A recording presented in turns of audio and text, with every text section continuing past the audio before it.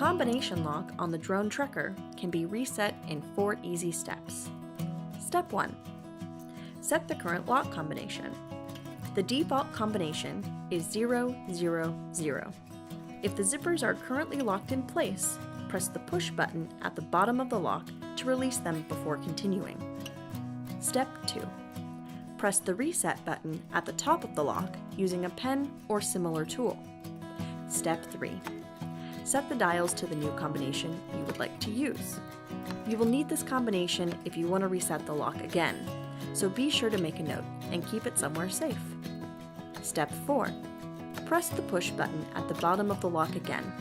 This will confirm the new combination and complete the reset.